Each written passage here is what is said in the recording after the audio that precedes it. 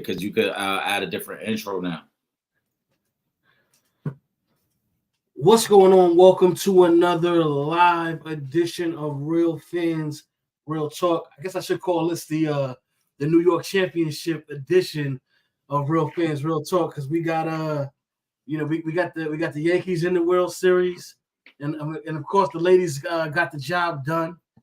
Shout out to the New York Liberty, the newly crowned WNBA champion New York Liberty, I should say. Pardon me, let me put some respect on the ladies' names. The newly crowned WNBA champion New York Liberty.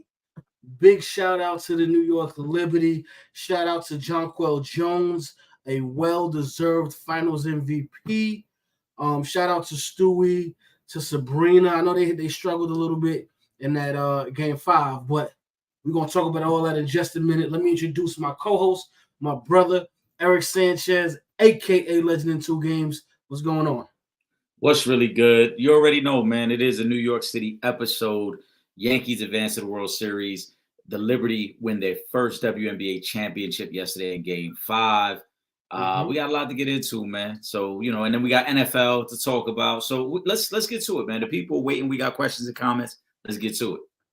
Well, we got to start with the ladies. I'm sorry, we have to. We got to give them their just due.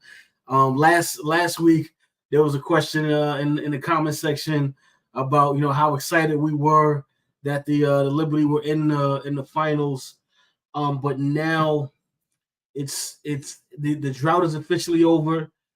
Even though it's the ladies, it's been 51 years since New York has had a pro basketball championship. And hey, sometimes you got to send the ladies out to put that work in, and they did it. It took 5 games. It took a very close Game 5. It took a big 3 from Sabrina to get to a Game 5. It took a 30.10 rebound game from Stewie to get to a Game 5. It took Jonquel Jones doing what she does and what she has been doing consistently for years. And that is playing great basketball on both offensive and defensive side of the basketball, as well as knocking down some timely 3-pointers for the center on the team for her to step out and do what she did. Nothing short of amazing.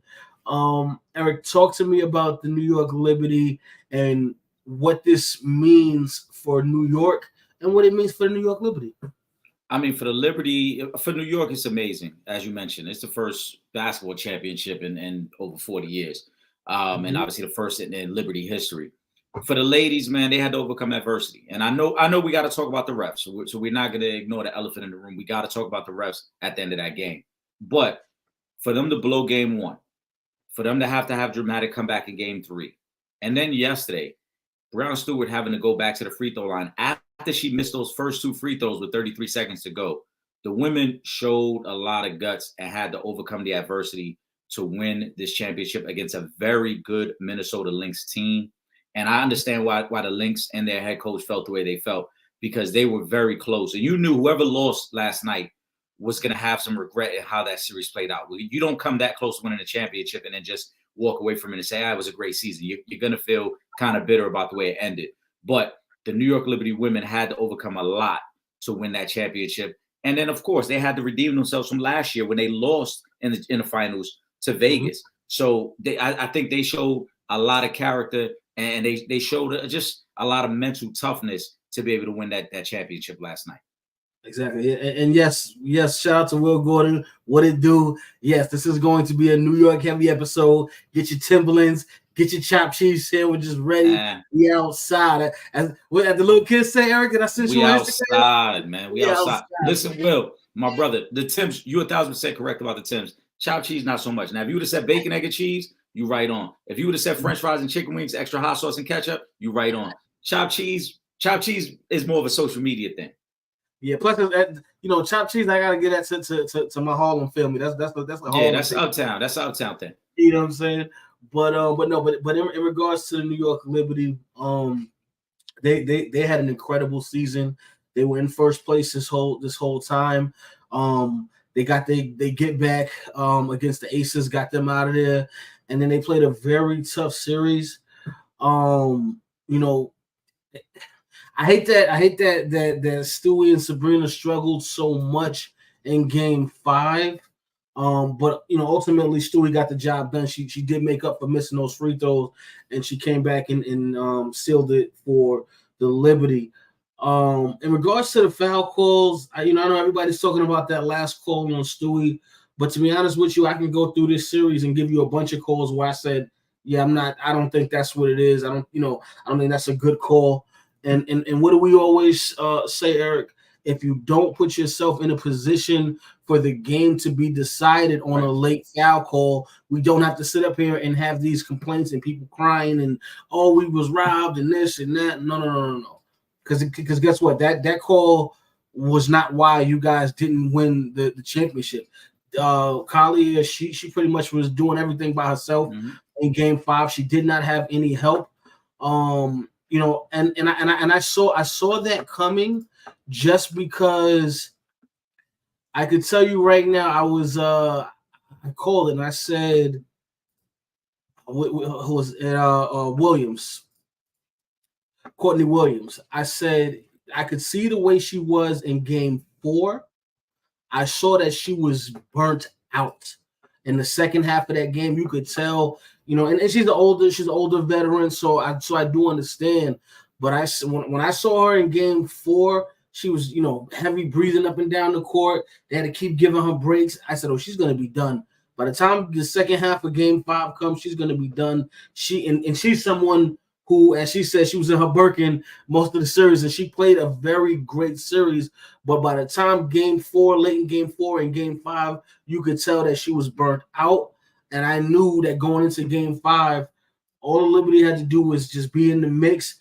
And since she was such a major contributor for Minnesota, I knew she was going to get burnt out, and New York would be able to, to build off of that. And that's what they did.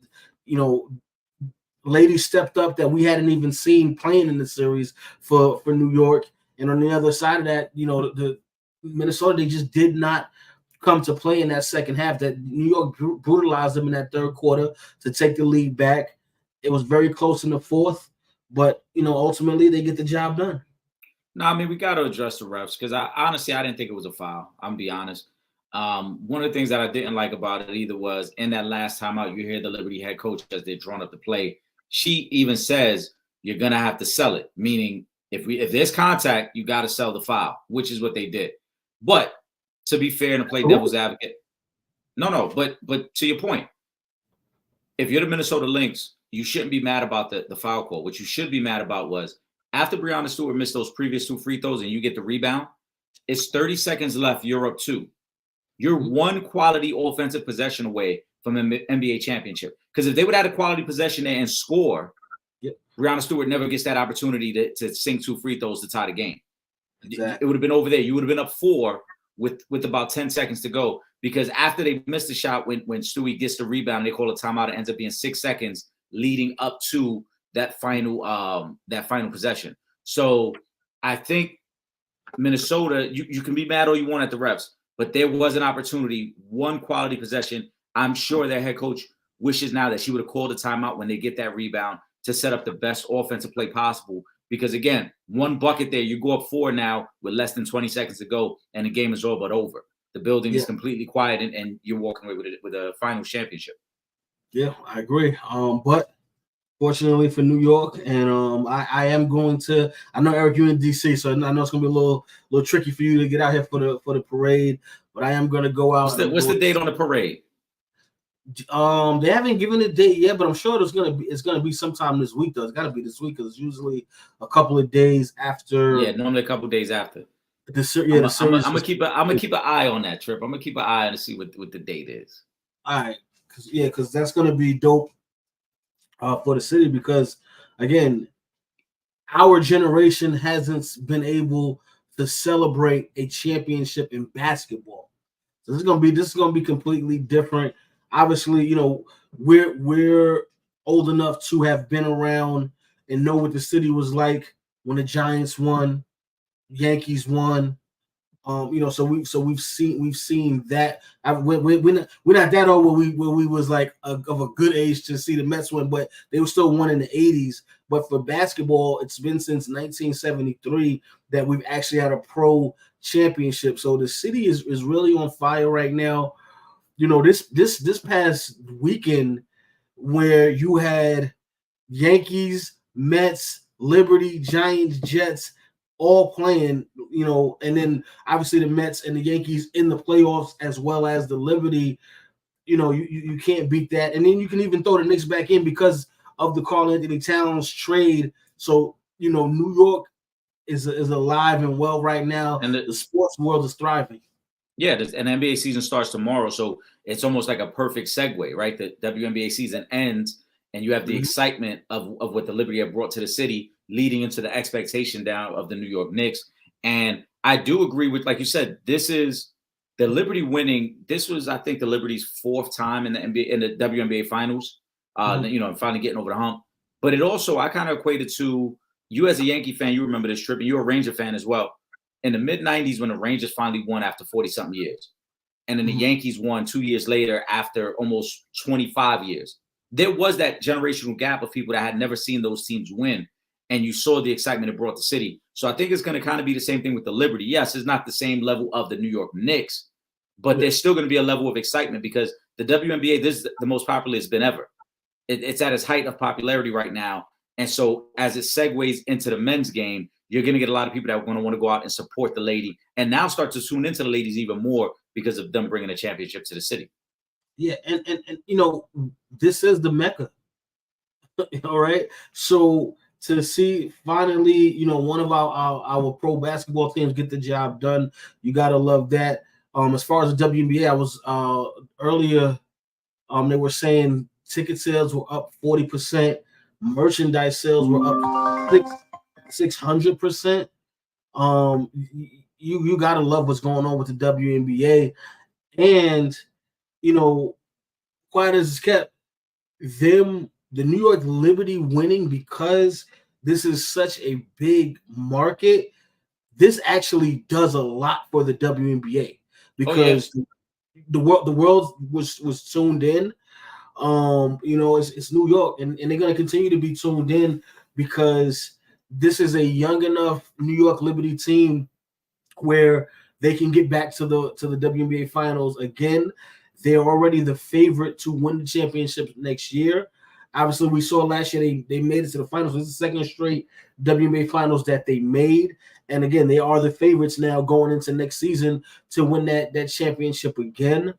So you really got to tip your hat to the New York Liberty and what they've done. I just want to, again, send a huge shout out to Jonquel Jones because I watched her last season in the finals be the one who was really, putting her foot down and keeping. She actually was the best player in last year's finals for the Liberty. Yes, and had they won last year, she probably would have been the finals MVP. So to see her come back with that same consistency, she's so well deserving of that finals MVP. I'm so happy for her. She's now a most improved player. She's now a league MVP and then a finals MVP as well as a WNBA champion. So much love to her. Shout out to the Liberty alumni that were in the building. Teaspoon was emotional, and because she set the tone. She started this thing off 30 years ago when she hit the shot that's going to rival Sabrina's shot in WNBA and New York Liberty basketball history in game 2 of that finals against Houston. So to see her there, I thought that was a special moment.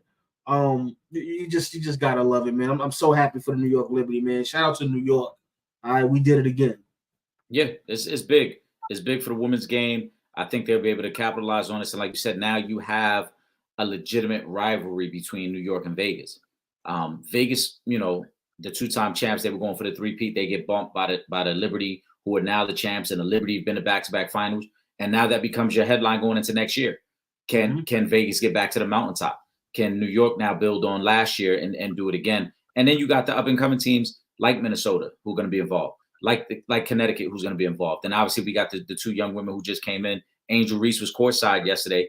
Caitlin Clark. So the WNBA is in a great spot right now moving forward. Yeah, absolutely. Shout out to Ron. Yes, definitely jumping. The building was jumping. Shout out to Nikki Avery. I seen Nikki Avery was at the game too, sitting courtside. Big shout out to her. But yeah, the city is on fire right now, and it's going to be on fire for the next couple of weeks, especially if the Yankees, do what they need to do and get number 28. This city is going to carry us all the way through Christmas. What's going on right now? And and I'm gonna be honest with you, Eric. And I said this last week. This was, after that town straight, this is the first time that I looked at the New York Knicks and said, you know what, this is a legitimate championship contender.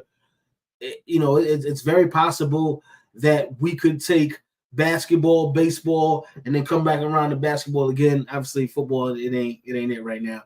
We ain't doing it. But I'll take the WNBA.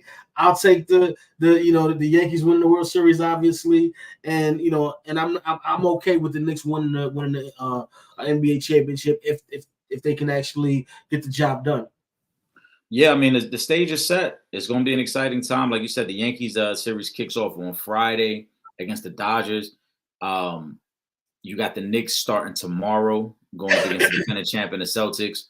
So it is a great time for New York sports outside of football, obviously, but it's a great time. Yes, let me go to Will's question, because I seen he had a question about the numbers, and they definitely did set the record. Will says, did the WNBA do numbers in the finals without the headliners? Well, they still had the headliners because Stewie is one of the biggest names in the WNBA, as well as Sabrina Ionescu.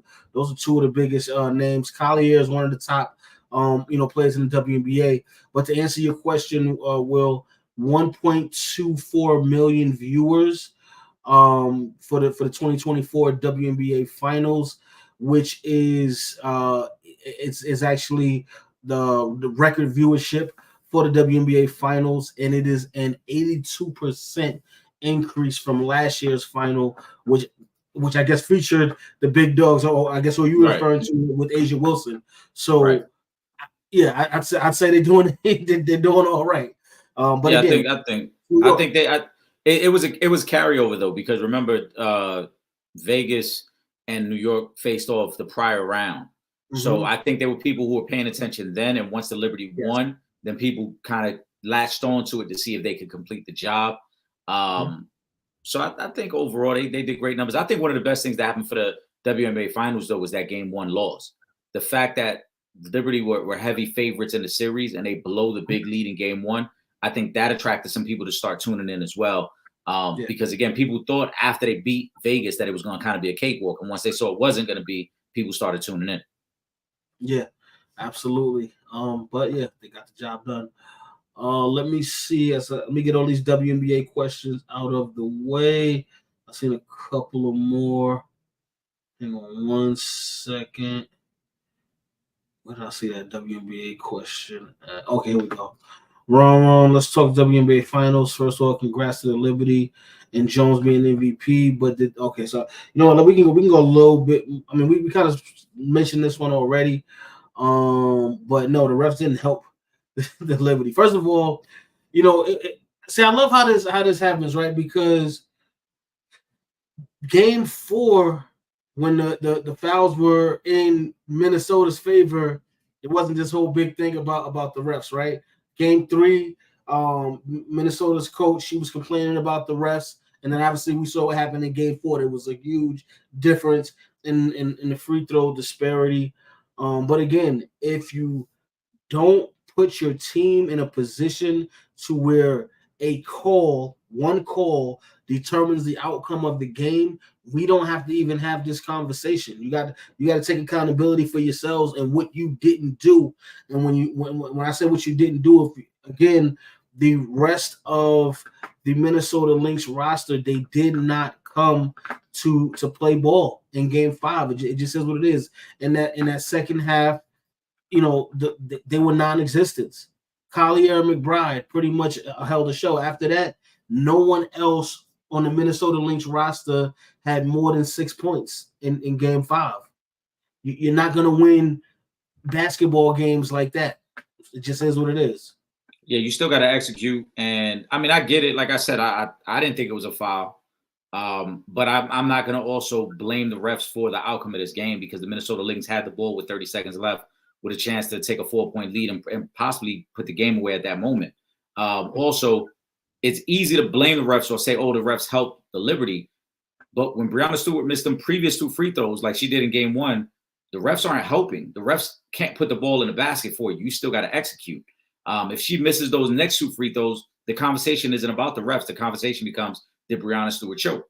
So it's easy to paint the narrative based on how the outcome is and what we feel determine that outcome. But the Minnesota Lynx, again, they had the opportunity to put the game away. They didn't. And they're also going to be kicking themselves because they had the opportunity in Game 3 to take control of the series, and they didn't, because they blew a big lead in Game 3 at home. So those are the things to me that the Minnesota Lynx, that should be more frustrating to you, knowing we had a double-digit lead at home on a night when Stewie and Ionescu did not play well Game 3, and then Ionescu hits that dagger 3 to win the game. You had that opportunity, and you had the opportunity in Game 5 to put it away. Yeah, listen, Courtney Williams, who had been one of their biggest shot makers throughout this series, had more turnovers than she had points in Game 5. I mean, do I need to say more?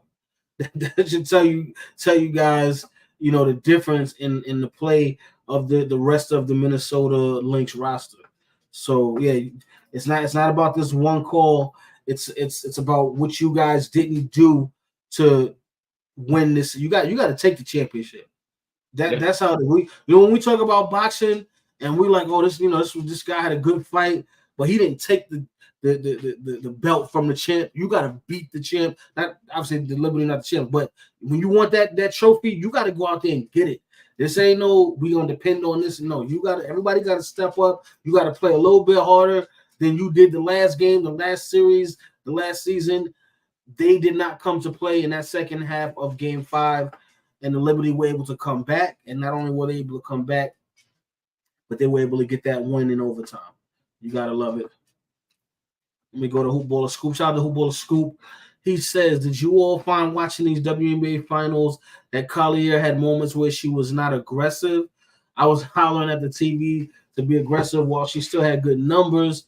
She was quiet a lot of times. And then Courtney Williams is a dog, mid-range assassin, but she, to me, in the clutch, turned the ball over too much or took bad shots. And maybe New York has something to do with both players. Again, that's what I was saying earlier.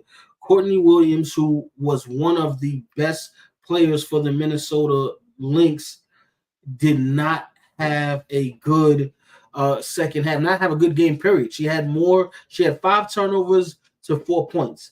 And yes, she was killing the Liberty throughout this series. That mid-range jump shot that she has is immaculate. Much respect to her. But I saw in Game 4 that she was worn down. She was tired. And I knew in Game 5 that was gonna be a big deal.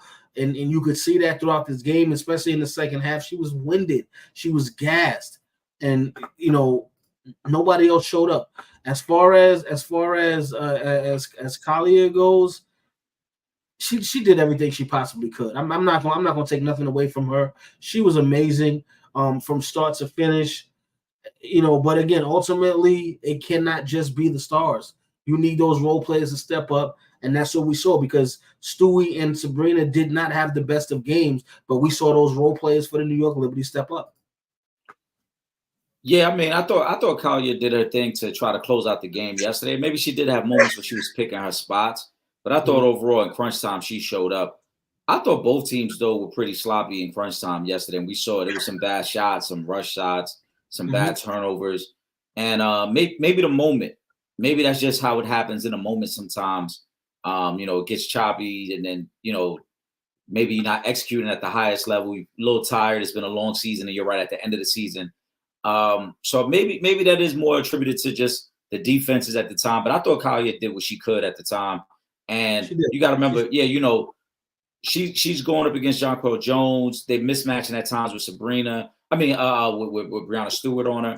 So you got to also pace yourself because she's expected to be a defensive force on the other side. She was taking on the challenge with Stewie a lot on the other side of the court, and then still expected to initiate offense, which is tough to do as the series goes on. So it's very possible she was pacing herself for the fourth quarters. Yeah.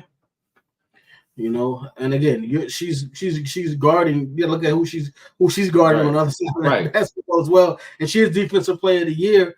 But listen, she led the team in scoring, 22.7 rebounds. She's guarding the best of what the New York Liberty has on the other side of that. But again, one player does not win basketball games.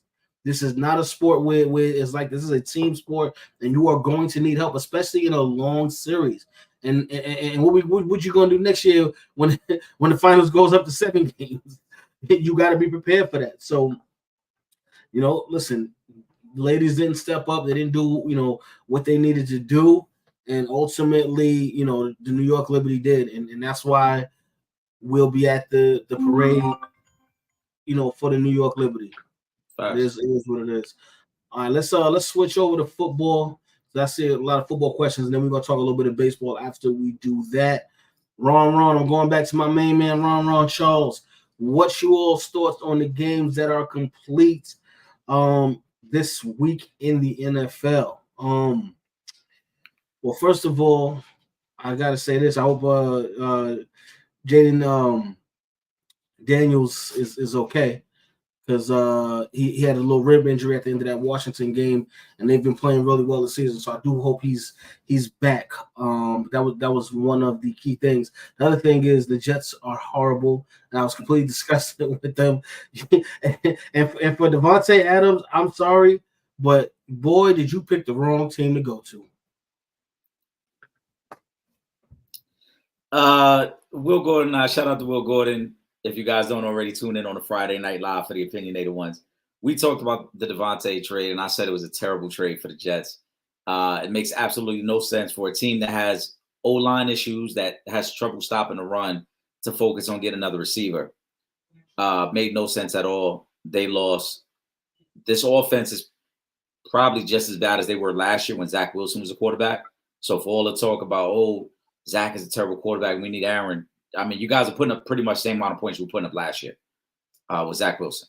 So that hasn't changed. Rodgers yet. It is what it is. No. My initial takes from yesterday, and I know tonight Monday Night Football closes out. We're leading up to Monday Night Football as we speak. The Lions are for real. The Lions, another impressive win yesterday. 3 straight weeks of 30-plus points.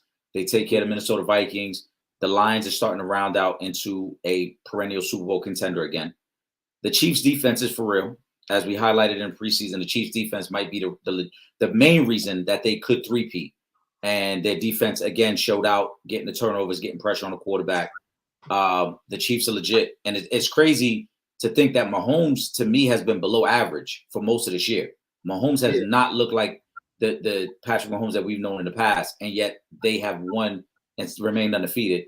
Not to mention, they're missing their running back. They're missing about 3 receivers. They just continue to find ways to win. And I got to you really quick, Eric, because last week all the talk was Patrick Mahomes is the favorite for MVP right now. He still is. As of this morning, he was still the betting favorite. Yeah. So now, listen, if the Chiefs go undefeated, let's just say on the season, and you want to give Patrick Mahomes the MVP, I'm okay with that.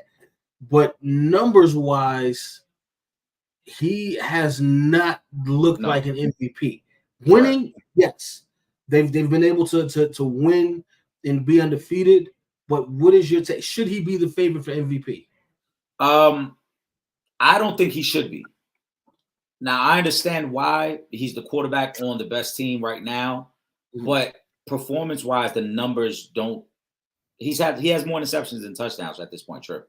Yeah, that's what I'm saying. Where yesterday was their 6th game because they've had a bye week. Yesterday was their 6th game. He's not even at 2,000 yards passing yet. So to me, when you look at quarterback numbers, there are other quarterbacks putting up better numbers than him. And some of the names I'll mention, people will be shocked. Like if you look, Geno Smith has better numbers than Patrick Mahomes right now. Yeah. Right. So there are a couple quarterbacks. Jared Goff is having a better season statistically than Patrick Mahomes. So there are several Sam Darnold is having a better season statistically. So there are several quarterbacks that have a better season than what we're seeing from Patrick Mahomes. So he should not be the favorite. But we know also MVP voting ties into the narrative. The best player on the best team, and in this case, Patrick Mahomes. Though I think as the season goes on, it's going to start to level off, and I think you're going to see the numbers drop on Mahomes and other guys again start to ascend, because what the Lions are starting to do is pretty great. Like I said, again, 3 straight weeks of 30+ points. 2 of those weeks they went over 40 points. Now they're kind of in the driver's seat in the NFC. Yeah, Jared Goff's going to start getting more consideration now. I think Derrick Henry after tonight, Derrick Henry is going to start to get more consideration because of what he's been doing lately. So early on, I think the money was flowing on Patrick Mahomes and people wanted it to be Mahomes. But now as these weeks start to play out and we get to the middle of the season, it's going to start to level off and you're going to hear some other guys' names get mentioned. And again, and this is no slight to Mahomes because, we have Mahomes on our list already. So, but we're going to be honest and call a spade a spade. He should not be the front runner for MVP right now. They're winning because that defense has been exceptional. Yeah. I want to shout out 2 young teams too that are really doing their thing and they flying under the radar. I think the Packers are really, really good. And they had to survive losing Jordan Love.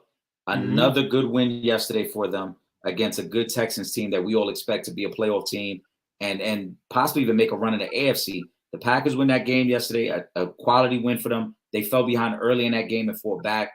Even though Jordan Love didn't even play great, they still won that game. But I got to take my hat off and show a lot of respect to the Washington Commanders. They lose Jaden Daniels yesterday early in that game. I know they were playing the Panthers, but it would have been a very easy spot to have a letdown game when your quarterback gets knocked out. And it was business as usual. They hung up a 40 spot, and they did. When you're a good team, that's what you're supposed to do to bad teams. You're supposed to just beat up the bad team and get it over with early. Jump it out 34-0 on the Panthers. That's what good teams do. And I think we got to acknowledge that.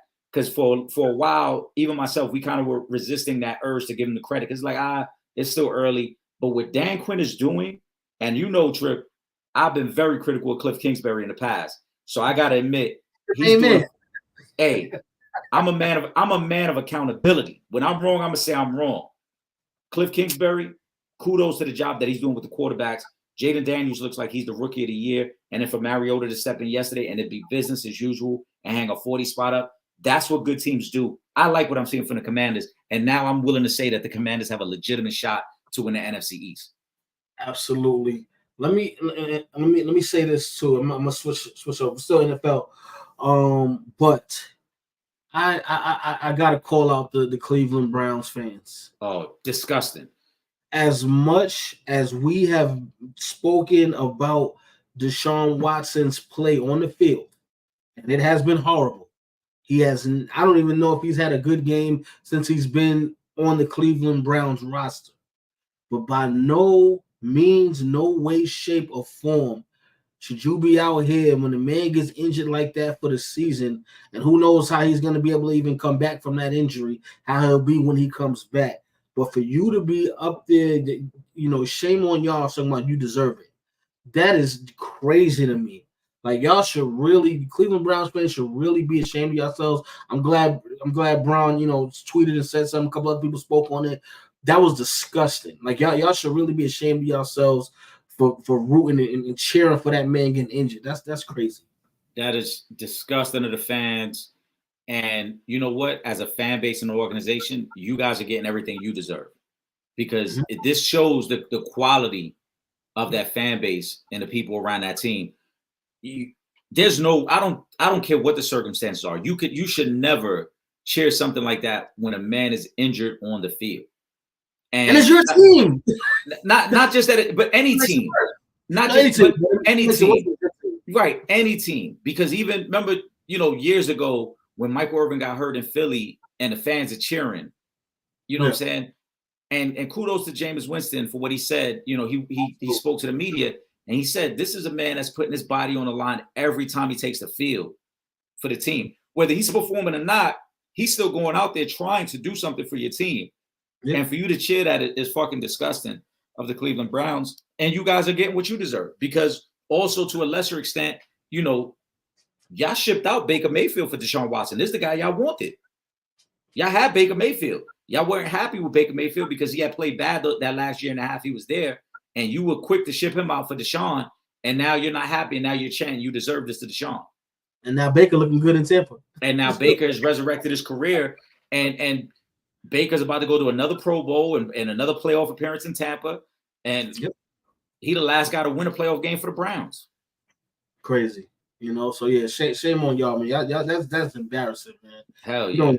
And like, I'm always one for me, especially when we're talking about in the playoffs and playing for a championship. When my team is there, I want them to beat the best version of whatever team that they're playing against. Because I don't want to hear no excuses later. Oh, but y'all only won because such and such was hurt, or this guy was out, or this guy. I don't want to hear none of that. I want you to be at full strength.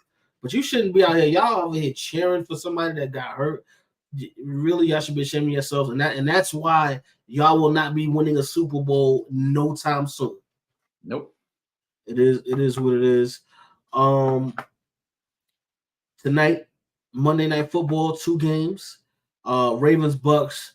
I mean, obviously, you know, I'm going with my Ravens in that one.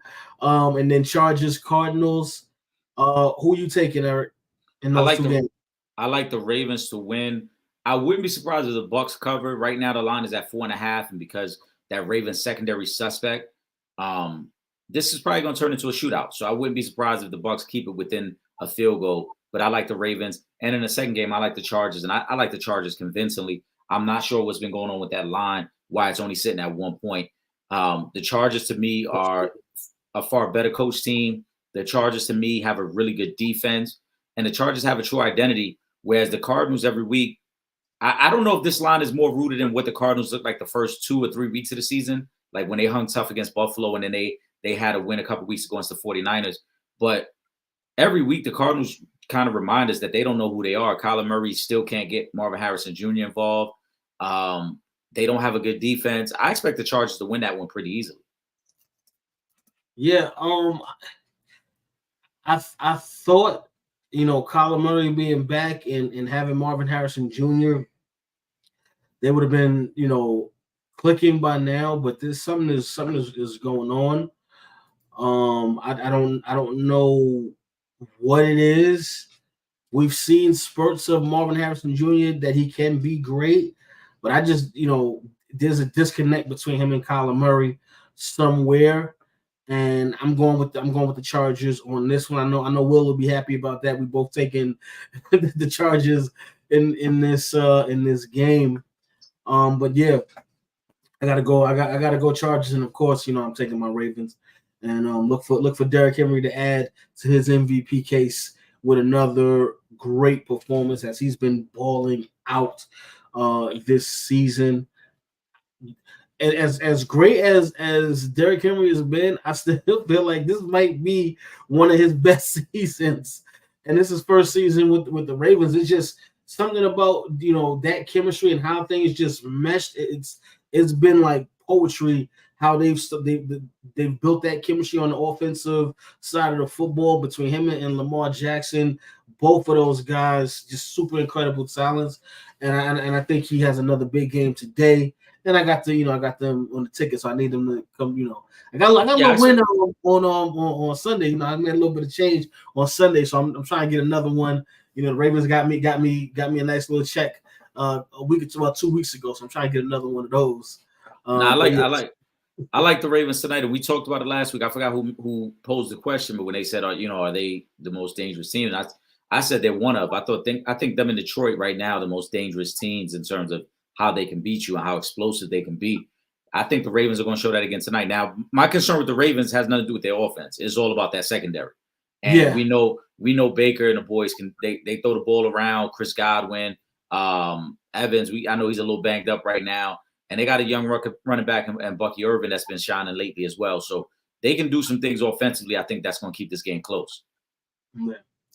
All right, let me go. I'm going to take this because this is actually a good WNBA question. I'm going to go back to this really quick. It's about the CBA. Ron says WNBA players opt out of the CBA, which could lead to work stoppage. They have until the end of the 2025 season to work out a new agreement. I'm confident that they will get this done because right now the WNBA is at an all-time high, and you cannot afford for a stoppage. You cannot afford for a lockout. That would be so detrimental to the WNBA if they could not get a new CBA done before the end of next season. I do think they will, because I think the ladies understand what's at stake here. I mentioned the numbers earlier with about 40% ticket sales, 600% merchandise. You don't want to lose this momentum. You got the team from probably the biggest media market just winning a championship. You still have Caitlin Clark, Angel Reese going on. You got, Asia Wilson breaking records. You have to build off of that. By no means can they allow this to linger on and possibly not get a deal done before the end of the season. Yeah, I don't think they will have a work stoppage. This is more strategic. Obviously, the WNBA falls under the NBA umbrella. We all know the NBA just signed those new TV contract deals. And so the WNBA realizing that is saying, all right, what's our portion of the pie now? And so, as you mentioned, the WNBA in terms of popularity is at an all-time high. The NBA is not going to miss out on the opportunities that are going to be attached to that popularity. And with the young women that just came in, Reese and Clark, and then with the next wave that's coming in, Buckers and Juju, the NBA knows what's at stake. So they're going to make this work, and they're going to figure it out. Yeah, I believe so. Shout out to Tyson. Excuse me. He says, "Is Aaron Rodgers a good leader?" I think the problem is right now, I don't think he's not at MVP caliber Aaron Rodgers anymore. And sometimes that can actually determine how good of a leader you are when your abilities are kind of depleted. You don't have those same skill sets and you can't do what you once could do. Because he's been atrocious. Obviously, we can't even count last season because they only made one drive. But this year, nothing that Aaron Rodgers has done would tell me that he's even remotely close to the MVP of 2 seasons ago now, or 3 seasons ago now. He's not even in that ballpark. And so that can actually affect whether or not he's a good leader. I think he was at one point. I just think he's been playing so bad now. Everything is just going wrong. I don't think he's been a good leader on the Jets. I don't think he's a good leader at all, and I don't think the MVP has anything to do with that. You can be a quality leader whether you're the best player on the team or you're the 5th best player on the team or the 12th best player on the team. Leadership is a quality that's already a part of your DNA. It doesn't come and go based on your individual success. At least I don't believe that. And Aaron Rodgers is not a good leader. I think that in Green Bay, we were able to overlook it because they had a lot of success, team success. Obviously they won a Super Bowl once, but they have multiple NFC championship trips. He's a multiple-time MVP. And it was easy to overlook those things because at that time when you're at your peak, we're not asking you to be a leader. We're just asking you to perform. And as long as you perform, it's okay. But now that he's not at his peak powers anymore, this is when the leadership starts to show. And he doesn't have it. He threw Mike Williams completely under the bus last week. Completely under the bus, right? First of all, the public would never know that Mike Williams ran the wrong route. The only people that would ever know that are those within that locker room. So that's a fact. Right. So for you to come out and say, oh, he ran the wrong route, that's why I threw the interception. Why? All you had to say was, hey, it was some miscommunication on what we wanted to do against that look. And I threw the spot that I was expecting him to be at. That's it. Keep it moving. But you threw him under the bus. And Aaron Rodgers, a couple of weeks ago, before Robert Saleh lost his job, he was big on accountability. And we need to be more accountable in what we're doing here in this building. And now he's not being accountable himself. So he wasn't a good leader in Green Bay. It was one of the things that was starting to show there. And that was carried over to the Jets. And the biggest difference is Green Bay is a well-run organization. They were able to overcome those shortcomings because they've always drafted well and put quality teams on the field. You can see it now, even as they transition to Jordan Love, they're still a really good playoff team. The Jets are not a good organization. They don't have the structure that Green Bay had, and his lack of leadership is showing in a worse way. Yeah, I agree. All right, let's get to a little bit of NBA talk. Shout out to Brandon Sean. Let's get it. With the NBA starting tomorrow, give me your preseason MVP, Rookie of the Year, who will come out of the West and the East. Will Wemby be All-NBA? Will Boston be challenged? That's a lot. Well, first of all, let me say this. Yes, Boston definitely will be challenged. Yes. And the team that I spoke about earlier, and that's the New York Knicks, I think they're going to give them a run for their money. They now have the talent that can compete with Boston. They have the star power. They have the depth that can compete with Boston. Obviously, we got to see them get out on the court during the season, but they've looked pretty good preseason. Towns kind of just fell right into place, like he was living in the Heights this whole time. Mm-hmm. You see, he had a Dipset jersey on with the Timbs. That was a good look, by the way. That was a good look, by the way. Yes, he's definitely ready for and he pulled up with a Yankee fitted when he did the podcast with Jalen and Jason Hart. Exactly. So yes, they're going to be challenged definitely by the New York Knicks and a couple other teams that will be able to challenge them. Philadelphia, obviously, they have to stay healthy. We saw Paul George went down this past week, but I think they're a team that can compete with Boston. That's a really good big three they have in Philadelphia. They just have to stay healthy. The Bucks will still be in the mix as long as you have Giannis. They're going to be in the mix. I know Chris Middleton is going to be hurt to start the season, but I think as long as you have Giannis, they'll be right there in the mix. As far as Rookie of the Year goes, I really don't know. I'm sorry. I can't say right now because there hasn't even been a standout rookie as of yet. So I mean, unless you want to talk about the 35 and 10 game Dalton Connects had, other than that, I have not seen anything from any of these rookies that would make me just can give somebody the edge on being Rookie of the Year. But coming out and then I'll say coming out the East, I'm gonna say New York comes out of the Eastern Conference. I know this, Eric. I know it's difficult for me to say that, but I'm gonna say New York comes out of the Eastern Conference. I'm still up in the air on the West. I'll let y'all know that a little bit later on. And I do think Wemby will be All NBA. I don't know about if he'll get the first team All NBA, but I think he will be All NBA. And I think the last thing was MVP. I don't know. Maybe Shea gets the job done this year. I think Anthony Edwards is going to be in the conversation this year, but I think he's ready to take that leap. If Embiid, I'm not even gonna put Embiid because he's talking about he ain't playing back-to-back games. He's out of there. And of course, not even gonna play enough games to qualify. So yeah, and then of course Jokic. But who you got in all of those categories, Eric? So I'll start backwards here. Boston will be challenged. I think the East is just very tough, and the East is a gauntlet. Obviously, New York, but Philly's really good. You expect Milwaukee to be better now with a year of Dame and Giannis together, and then you got a young team like the Pacers, who I think are going to continue to get better. And I would not be surprised if Miami doesn't find a way to make a move to get themselves in the mix. Remember, Miami and Boston have a legitimate rivalry, and whenever Miami has been healthy, they've given Boston all they can handle in every playoff series. Boston beat them last year in 5 games with no Jimmy Butler. I'm sure Jimmy ain't going to forget that when he come back this year. So I think the East is going to be a lot tougher, though Boston is the best team. That's not to take away that Boston is the best team. It's just they will be challenged. Wemby, All-NBA, only if it's not Joker, because at the center spot, Joker got first team, yes. He'll be a second, definitely a third All-NBA. But first team All-NBA, unless Joker misses some significant time or unless Joker's game falls off, Joker got that on lock. We know that already at the center position. So that's tough. Preseason MVP in the NBA is attached to the narrative You got to be a top 3 team. We know that. The only time it's ever happened where it wasn't a top 3 player, top 3 team was when Russell Westbrook won it when he had the triple-double season.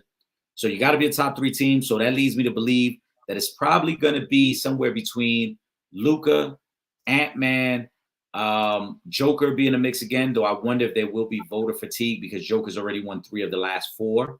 And I don't know if the voters want to go with Joker again.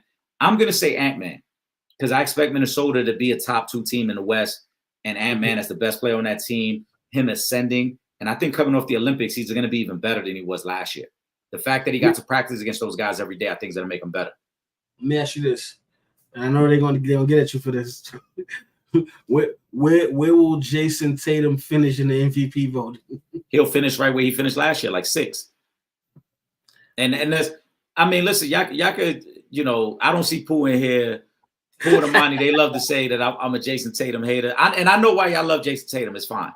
He's appealing. He's appealing to you guys, and y'all want him to be the face of the league. All right. But even if you watch the starting 5 on Netflix, guys in the league don't even view Jason Tatum as the face of the league. So I'm not wrong in feeling that way. Plus, I also think that Jason Tatum, because Jaylen Brown is so good, it takes away from his opportunity to be that standout guy. We talked about this all playoffs last year. Really, during the playoffs, Jaylen Brown might have been their most consistent player during that championship run. You know, even though Tatum is viewed as most people as the face of the team, Jaylen Brown was the most consistent guy. But I like Ant-Man to win MVP. Rookie of the year, to me, it's got to be a rookie that's going to have unlimited opportunities. Dalton Knecht is a very good player, but we know Trip on the Lakers, he's not getting unlimited opportunities. So to me, that leads me to believe Reed Shepherd of the Houston Rockets. Young player, great shooter. He gives them the spacing they need, but more importantly, he pretty much from day one, he's probably going to be like their number 3 scoring option on that team. Van Fleet at the point with Jalen Green as your number 1 scoring option. Reed Shepherd's going to get a lot of open looks and a lot of opportunities to score. So I think Reed Shepherd is going to be the rookie of the year. What about Rob Dillingham? Where does he finish? Well, Rob's going to be coming off the bench with Minnesota. And I think he's going to get a significant amount of minutes. He's going to get minutes, but I don't know if significant because now Dante DiVincenzo being over there is going to get a lot of those backup minutes. And they still got Mike Conley. They love Mike Conley as the veteran presence guard next to Ant-Man, so that way Ant-Man doesn't have to initiate too much offense. So Dillingham is going to be in spurts. Dillingham, they'll probably use him similar to the way the Knicks were using Quickly early on, as like an energy guy off the bench. And, you got like 6 to 8 minutes to rock, which is your show for these next 6 minutes before we bring the starters back in. So I don't know if he's going to get enough opportunity, though I'm a big Rob Dillingham fan. You know, I wish the Spurs would have kept Rob, because I think him and Wemby would have been a great combo for years to come. But and then the MVP kind of leads into who I think is going to come out of the East and West, because I think we just saw the matchup of the 2 cities that's going to be in the NBA Finals. The New York Knicks against the Minnesota Timberwolves, similar to what we saw in the WNBA. Could you imagine that after that trade? Could you imagine that happened? I think that's what we're headed towards. I think Minnesota is young and hungry. I think the Knicks are young and hungry. And what you saw last year I think Ant-Man is going to be phenomenal coming off the Olympics, because we've seen it in the past. There's a track record when young guys get that opportunity to practice with some of the greats day in, day out and see what it takes. And remember, Ant-Man was one of the guys that Kerr was relying on too. Like, he was playing major minutes. It wasn't like Ant-Man was riding the bench, pause. He was playing major minutes, so I expect him to take a next step in his game as well. He was getting the minutes. Everybody thought Jason Tatum. That's right. Everybody thought Tatum was going to get the minutes, and Ant-Man was getting the minutes. So I think he's going to elevate his game to the next level. I expect them as a young and hungry team, and I think the Knicks know what's at stake now. The Knicks are hungry, bro. You can't tell me no different. They were upset that they were injured last year in the playoffs. They know they should have beat the Pacers. The Knicks were looking forward to the potential matchup with Boston. And now that they bring in Cat, you bring in a guy like Bridges. We know what Bridges can do because we saw him in an NBA Finals a couple of years ago with the Suns. This Knicks team is ready to take that next step. So I think those are going to be the matchups. The Knicks, Timberwolves in the finals. Ant-Man as the league MVP. Reed Shepherd as a rookie of the year. Wemby will probably be second All-NBA. And the Boston Celtics, it's going to be a tougher season for the Boston Celtics. And I will say this. Jalen Brunson will be in the MVP conversation. Yes. I think he'll be in the top 5 in the MVP voting, and I think he will get no lower than the second team All NBA. It's possible he could get the first team, but then I believe the Knicks would have to finish in first place in order for him to get the All NBA first team. Just because I think those two spots are kind of like there for Shea and Luka to lose, right? So I think so. Yeah, the guard spot is tough. Yeah, so that's why I say I think if the Knicks could finish in first place, I think Jalen Brunson is first team All NBA. It's gonna be tough because Steph is probably still gonna get one of them spots. Yeah, but that's why I say if they can finish in first place. It's a lot of good guards. Yeah, a lot of good guards in the NBA. That Jalen Brunson could be in the MVP conversation and not even be first team All NBA. Yeah. Let me go to we talk about Celtics. Brandon Chambers says, I seen Lonnie Walker got cut by the Celtics. Was that a money thing? Absolutely was. I'm sure Boston would have loved to keep him. He's definitely a great role player coming off the bench. He can light it up, in spurts. But it was going to be a $10 million tax hit on the Celtics if they did not cut him from the roster. So, yes, it was definitely a money move. Absolutely. They're a team that's already in the luxury tax, and they're trying to avoid that second apron. There's already been chatter that they're going to probably try to bring him back on a G League contract, like kind of a two-way. And that way, towards the second half of the season, they can bring him up to the actual roster, and it saves them money. So I wouldn't be surprised if he's back there. But absolutely, it had to be a money thing. We know their two stars got their big payday. They got a lot of big contracts on that team. And so Lonnie Walker was more of a luxury to have. He wasn't a necessity. You don't need Lonnie Walker because you got a lot of good perimeter players already on the team. He was just a guy that they really wanted to fill out their bench. They'll find a way to bring him back. Absolutely. Let me go to Hoop Baller Scoop's other question. Trip, did you see Cooper Flagg's first game with Duke the other day? Wow, he is a monster. Yes, he is. That's why I'm trying to draft him on my next season of NBA 2K. I got him on the big board, my scouting reports. I think he is going to be one of them ones. I'm looking forward to seeing what he does this season for the Blue Devils. Hopefully, he can take them back to the promised land this year. He definitely has the talent. He's capable. There's a reason why he was around, during the Olympics and whatnot. We were talking about him then because he's one of them ones. Yeah, he's definitely a special talent that, barring some sort of surprise, is going to go number one in the draft next year. We're gonna hear his name a lot. And I know some of you guys who pay attention to social media have already seen the clips going around, not only of his game, but people are starting to wonder, with Kawhi Leonard being out, Oklahoma City owns the rights to that Clippers pick. If the Clippers are bad this year, that could end up being a top 5 pick. Oklahoma City might be in the running for Cooper Flagg come what's that? July's draft. That would be so ugly if they was able to draft him. Oh my goodness! I mean, you add him with Chet, you add him with Shea. Oh my goodness! You add him with, and then you still got Dort, you got Caruso over there. It's a lot of defensive potential and a lot of athleticism. And don't forget Jalen Williams, who played really well at the 3 last year for them. OKC's a great team. Cooper Flagg makes any team great as well, though. They'd be tough. Let me pull up. There was an OKC question up I wanted to get to as well. Shout out to Miguel. He says, what you all think of the Thunder's chances of coming out the West if healthy? I think they do have a shot at coming out of the West. I think the West is I think Denver has a shot. I think OKC has a shot. I think Minnesota has a shot. And there's like 1 or 2 other teams that are like borderline have a shot of coming out of the Western Conference. But yeah, I think the Thunder can. I think they're young enough, and I think now they've got a little bit of maturity. They've been in the playoffs. I think that's going to be a boost for them coming into this season.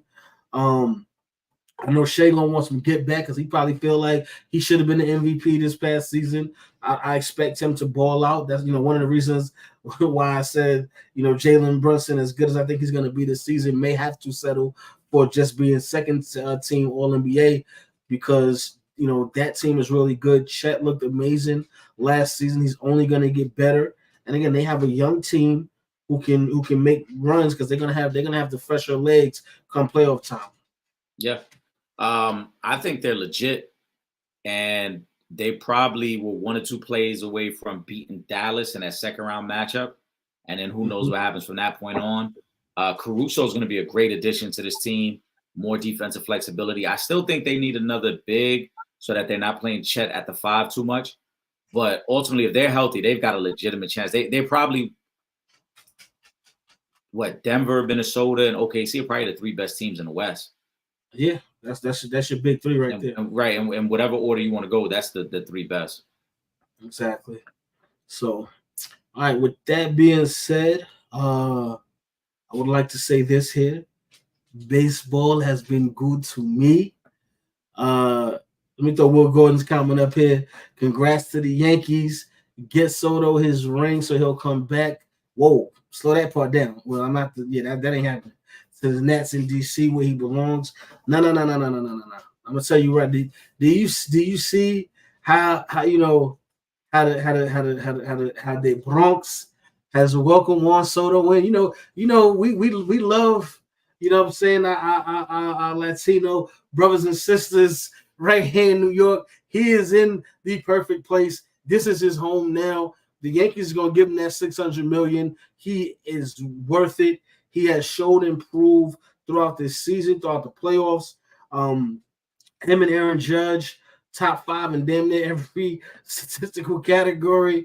He has definitely earned that paycheck.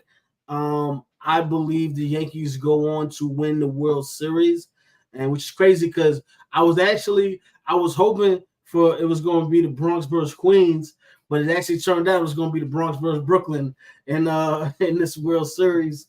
But yeah, the Yankees they coming for number 28 this year, so y'all better get ready. Yeah, but Will, he already has a ring, so him getting a ring don't mean he going back to DC. He won a ring in 2019 with the Nats. He already has that. He's not. If he wanted to be there, he would have been there. I mean, if they want him there, they would have kept him. Right? They the ones who traded him to the Padres. So they could have easily signed him to a new deal and kept him in the mix. They traded him. He's not going back to DC. Honestly, though, he's staying in New York. If he's, I'm be honest, I expect him to be a Yankee. Yankees are going to give him the bag. But if the Yankees don't, the Mets will be waiting. Steve Coleman will be. I'm telling you right now. I'm telling you right now. The Yankees, Yankees, of course, they get the first bid, but I promise you the Mets will be waiting to offer him the bag.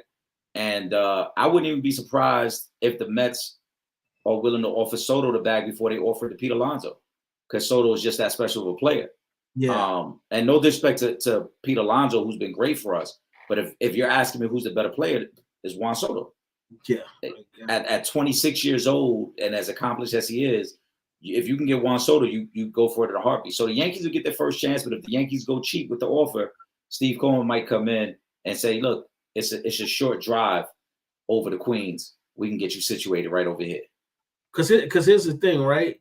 He's young enough to where you can give him a 10-year deal, and it won't hurt us like the deal they gave to A-Rod, where it's like, he's 39, 40, still got, years on that contract, and it's like, damn, he's not producing like he was. But with Soto, you give him a 10-year deal, he's gonna be 36. At the end of that deal, you could bring him back on like another 1 or 2 years. He's only gonna be 36. So I think this is the perfect opportunity. And I gotta shout out Giancarlo Stanton. He's the new amazing series. Yes, he's been carrying the Yankees, leading the way, and he definitely deserved to be the MVP of the ALCS.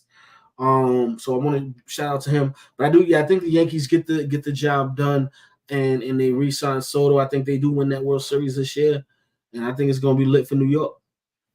I hope y'all do, man, because I think that look, losing to the Dodgers didn't bother me too much just because we were already the underdogs. Though I wanted us to beat the Dodgers, don't get me wrong. I wanted us to get to the World Series and have an opportunity because I knew it was going to be the Yankees. I said all along, once the Astros and the Orioles lost in that wild card round, the C's party for the Yankees, right? Y'all got, again, you handled your business. You got the Royals, you got them up out of there quick. You got the Guardians, you got them up out of there quick. So I wanted the shot at the Yankees. But the Dodgers are so corny, bro. Like watching them in a series, they're really, really corny. It was frustrating to hear the announcers talk about the Dodgers as if like, bro, the Dodgers are what you would do on a video game in terms of just load up, get all the best talent you can get, and then you make the game easy for yourself. To me, I'm not, and no disrespect to Ohtani, I'm not impressed by Ohtani because it's easy to hit in those situations when you have 4 or 5 multiple All-Stars batting behind you. I mean, directly behind him is Mookie Betts, who's probably been the best playoff performer over the last 5 years. After that, you got Freddie Freeman, who's a former MVP and a former World Series champion. You know, then you got Max Muncy. You got a bunch of guys in the lineup that done this before for the Dodgers. And Ohtani, whether he's good or not, it doesn't matter for them. This has been an argument all year, Trip. This is why people have wondered if he should be the MVP. Because even when he doesn't play well, the team is so stacked that they can win without him playing well. So I do hope that the Yankees handle business against them. The Dodgers have a major hole in their pitching staff that I think the Yankees can exploit. The Yankees, again, if Gleyber Torres and Soto hit the way they've hit in these playoffs at the top of the lineup, I think the Yankees win that in 6 games. And I think what's also what says a lot is we haven't seen MVP Aaron Judge yet. Aaron Judge hasn't had his moment yet. Yeah, he had that the 1 home run. I said 2 that were pretty big hits, but he hasn't been MVP. So, which is why I believe the Yankees will win the World Series, because if you're going to tell me that they're going to easily run through the American League and we're not seeing MVP Aaron Judge, if he gets 60% of the way to MVP Aaron Judge, it's going to be a long series for the Dodgers. Listen, the biggest difference in the Mets-Dodgers series was that the Mets left way too many men on base. That happened again yesterday, right? Yep. There were at least 5 times in the series where the Mets had bases loaded and didn't get a run. Yeah. Yesterday, I believe they left something like 14 base runners on. In game 4, the game that they lost in game 4, they left 12 men on base. If you look at the numbers, the Mets were getting hits. They just weren't getting hits with men on base. So that's the biggest key. If the Yankees don't leave men on base, you can beat the Dodgers. To me, like I said, I wasn't overly impressed with the Dodgers. I didn't think there was anything super special about them. Yes, there's some special talent there. You could cue up the comment I made a couple years ago about Mookie Betts when I said I thought Mookie Betts was the best player in the league. When he first went to the Dodgers after coming off winning the World Series with Boston, I thought Mookie Betts has been one of the best playoff performers we've seen in a very long time, because this is who he is every playoffs. It doesn't matter who's around him. Mookie Betts performs in the playoffs. But in terms of like how everybody's in awe of the Dodgers, I didn't see it, because to me, I felt like it's more, they're a stacked lineup, but there are a lot of times you see Ohtani can be overpowered. There are a lot of times when you look at that team and you say, look, if we can pitch to the top 3 guys in this lineup, if we can keep them at bay, we can win these games. But you got to hit when guys are on base, and that's going to be the big thing for the Yankees. You got to take advantage when you get guys on base. You got to punish this team because they don't have dominant starting pitching. They don't have a guy in their rotation that's going to dominate you where you say, hey, we're going to have to see that guy again later in the series. A lot of what they do is bullpen based. It's getting the starter out after 3 innings and then letting their bullpen work and kind of shorten up the game that way. And that's why I think the Yankees can take advantage of them. If the Yankees do what they're supposed to do, especially at the top of the lineup, Gleyber and Juan Soto gave the Guardians fits because they were always on base and, like you said, setting the table for Stanton to do the things that he was doing in that series. If they get that from the top of the lineup, they're going to handle the Dodgers, I think, in 6 games. Yeah. And listen, then there'll be 2 parades that I'll be attending within a 3-week time span. Okay. You got to love that. Let me just throw Will's comment up here about the Giants, and then we're going to get into the final thought. Giants fans are crying Big Apple-sized tears after watching Saquon eat their cornbread. He definitely did. He ate the cornbread, the mac and cheese, the candy yams, the turkey, the collard greens, and everything else that's on the table for Thanksgiving. He took it all. It was bad. 176 yards with 2 touchdowns. I mean, we knew what it was. You knew that was gonna happen. You knew that was gonna happen. So I'm not, I'm not even mad at that. But listen, like I said, we're taking for Shador, but shh. Don't tell nobody. Nobody. But Eric, give me your final thought, man. Let's see what we got. All right. First and foremost, obviously, want to thank everybody who locked in with us tonight. Greatly appreciate it. Make sure you guys also not only subscribe to Real Fans Real Talk. Friday nights, Friday Night Live. My brother and I, Will Gordon and myself, we're back at it. Trip, you already know you got the open invite. Come on live whenever you're ready, man. What else? And NBA season starts tomorrow. And as we talked about, we teased it already. I can't remember a season I was more excited for as a Knicks fan than this season. I thank the Mets. The Mets gave us all they could give us, Trip. They got us to that point. They said, all right, this is what we got. We overexceeded expectations. But as the perfect baton, they passed it over to the other blue and orange team. And now the Knicks get to do their thing. So I'm excited to see this NBA season play out, man. Absolutely. I'm just gonna make my final thought, man. I'm gonna tip my hat to the ladies. Congratulations again to the New York Liberty on bringing our first pro basketball championship back to New York after a 51-year drought. You ladies earned that. You deserve that. You played that way this whole season. Like, you guys were coming for that championship. You was coming back for what you left, and you ladies did that, and you did it right here in New York City. So all the confetti could be right here in this great city that both myself and Eric are from. So congratulations to you, as you all again, and let's go Yankees, man. It's good. But baseball been good to me. We need 28. With that being said, for myself, Trip Young, my brother, my co-host, Eric Sanchez, aka Legend of 2 Games, we up out of here. Peace. Enjoy the games tonight.